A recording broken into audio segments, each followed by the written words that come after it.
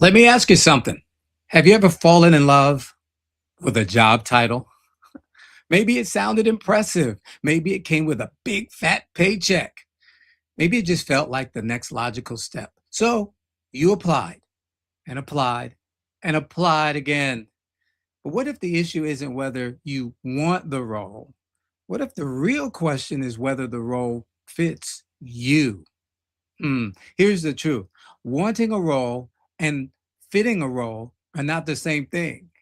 Too many job seekers make career decisions based on emotion, assumptions, or even wishful thinking. Then they spend months pursuing opportunities that were never aligned with their experience, their goals, their strengths, or their lifestyle in the first place. The result? Well, a lot of frustration, rejection, and confusion. So today, with the help of AI, I'm going to show you how to remove the guesswork. We're going to compare up to 3 target roles using a simple role fit scorecard that evaluates 5 critical factors. Now, what we're going to do is we're going to create the scorecard so that you can compare up to 3 target roles. We talked about target roles yesterday.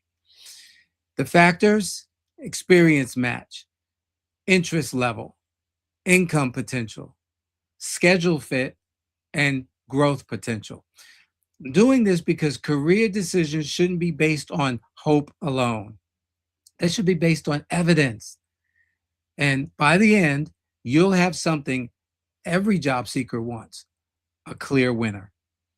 Well, welcome to Daily AI Prompts for Job Seekers.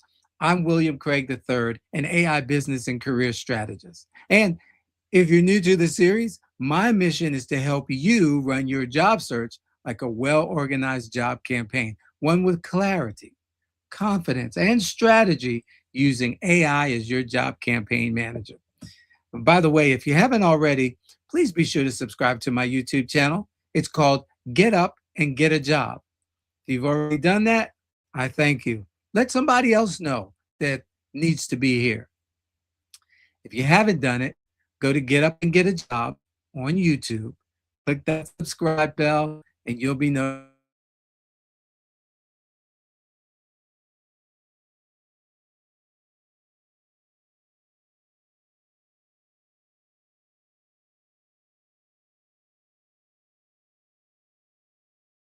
On here. There we are. We're back.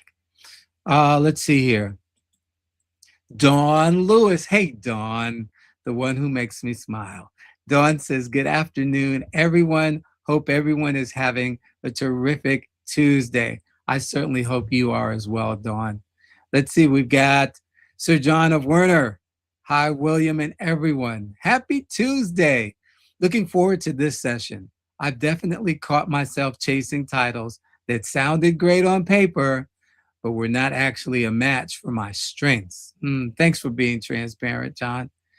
Ready to learn how to use the scorecard to get more objective. That's what we need. More objectivity, John. Thank you. Shelly says, good afternoon, everyone. Hey, Shelly, thanks for being here. Thanks for making yourself known. Thanks for always contributing. And then, hey, there he is, Daniel Velez. Greetings from sunny New York City. Oh my goodness. Yes, indeed. Sunny in New York. That's what we want. Forget about Philadelphia. All righty. Let's get into this. We got a lot to cover with this one. And again, this, as you can see, this is building on what we did yesterday. I told you everything is going to build and build and build. So if you miss anything, you got to go and watch the replays, put the prompts in action so that when we get to the next day, you'll be all caught up. But our prompt today says, create a role fit scorecard to compare up to 3 target roles. Score each role on the 5 factors which determine real fit: experience match, interest level, income potential, schedule fit, and growth potential. Explain why the role desired and the role that fits can sometimes differ. Do not research employers yet. And it's kind of like going shopping and ladies seeing that dress, guys seeing that suit or that outfit and going, that really looks nice. Only to try it on to find out it doesn't look the same on me as it did on the mannequin, or, that's not really my color. This is how we have to avoid looking for jobs.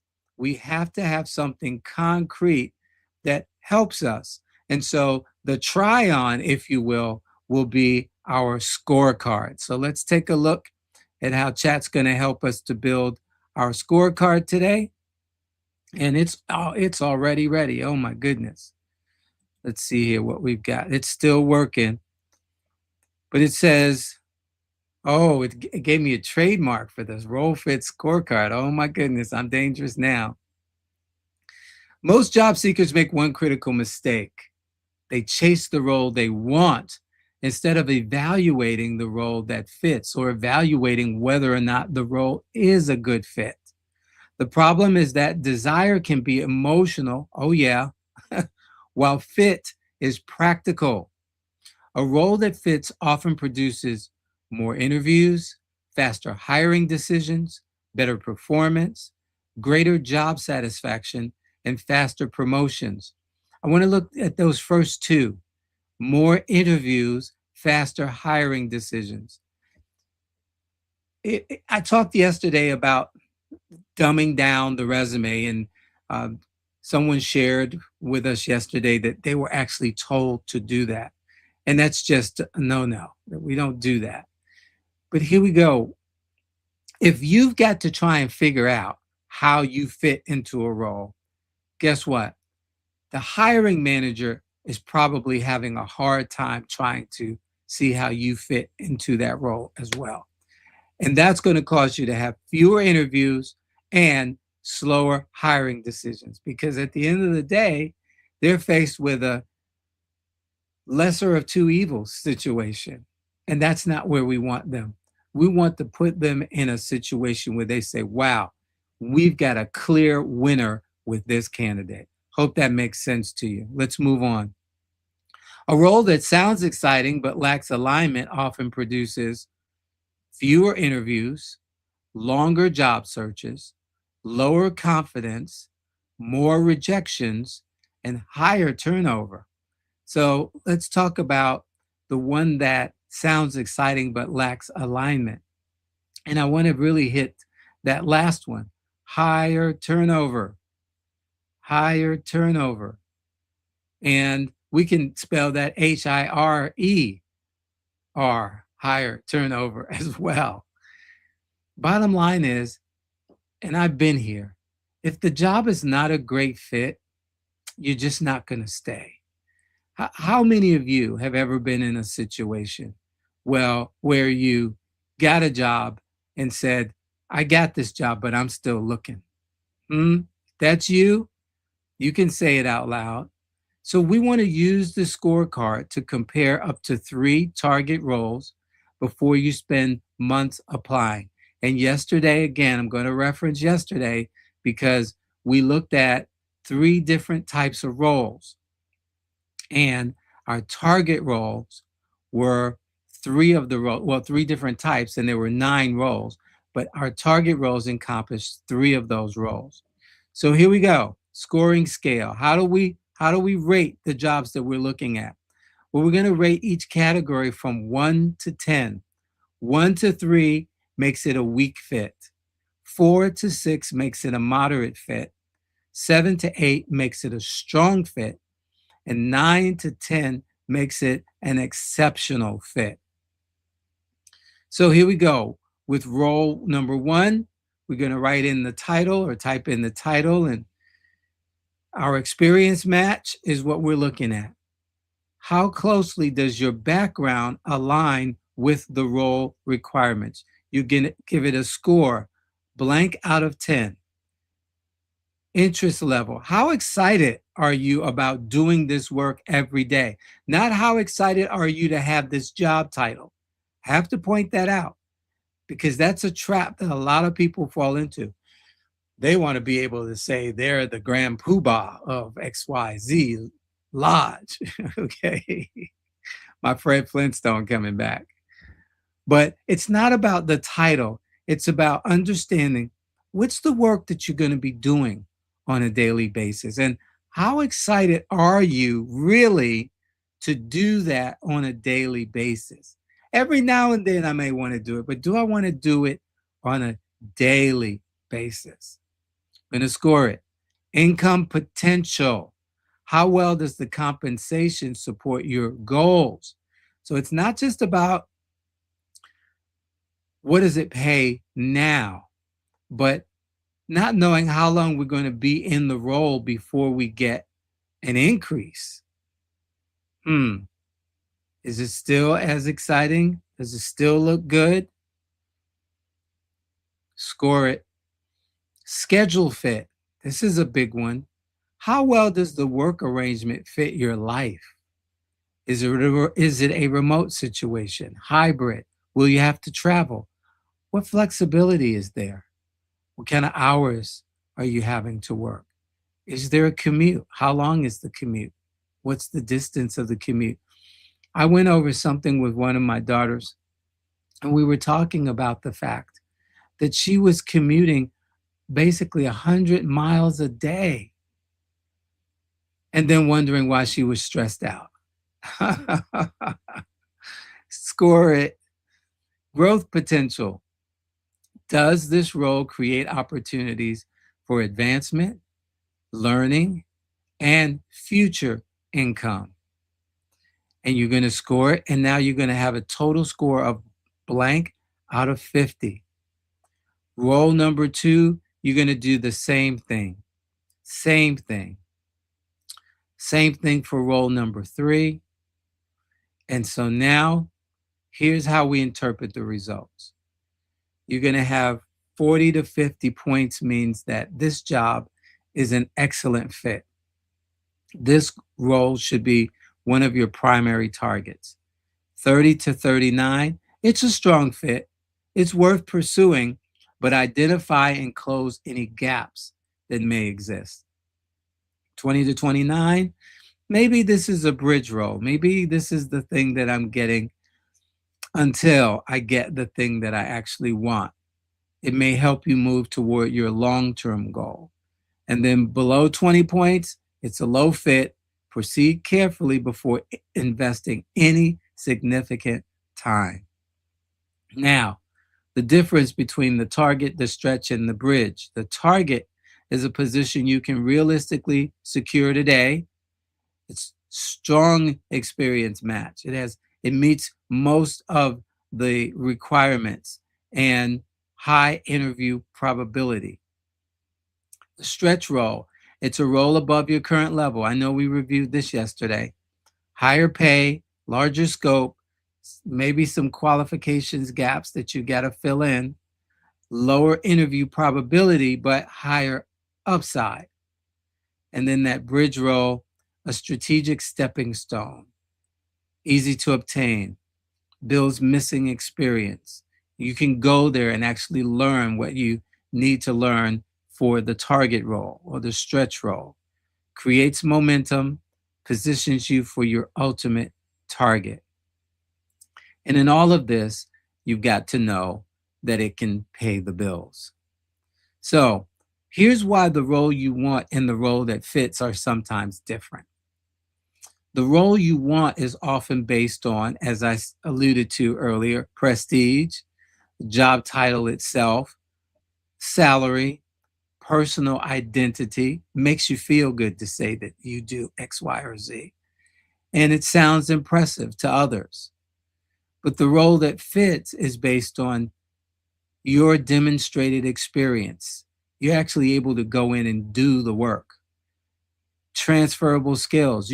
Most of you have heard my story of the job that I got that I had never done before, but because of my transferable skills, I knew I could do, and I did get that job. Market demand. That's a big one because it boils down to that aspirin and headache that we talk about so often. Is this job, Is this role really in demand in the marketplace? Lifestyle alignment and hiring probability. These are the things that you really want to consider strongly before ever putting in a lot of time doing research on a company to determine if the company will be a good fit. The role, the role has to be a good fit for you. All right. I hope you're hearing the distinction there. Here's an example Chad is giving us. Someone may want to become a project manager, but if their background is primarily operations coordination, process improvement, and team support, then operations manager, program coordination, or business operations analyst may score significantly higher today. That doesn't mean project manager is impossible. It just simply means that there may be a bridge role that will get you there faster than applying for it directly today. Remember, please underline this one. The goal is not to win the title. The goal is to win the offer. I'm going to let that sink in for a moment. Your goal is not to secure a title. Your goal is to secure an offer where the company, the hiring manager is saying, we'd love to have you as our next whatever. Okay? The fastest path to your dream role is often through the role that fits best right now, not 6 months from now. Yeah, that's a stretch role. You can go for it, but I got to tell you, more than likely, it's going to bring heartache because it's going to take longer because the hiring manager or the committee are going to have to try and justify why you versus someone else who's a stronger fit for the role. Apply strategically, not emotionally. That is so part of my underlying goal with this entire series here is to give you strategy as opposed to allowing you to simply apply for jobs based on your emotions. All right?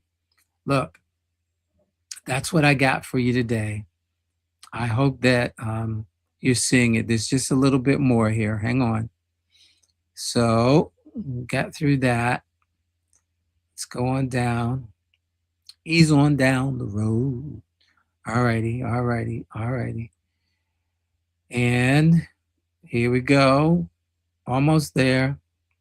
Here we are. A useful exercise is to complete this scorecard for one target role, one stretch role, and one bridge role.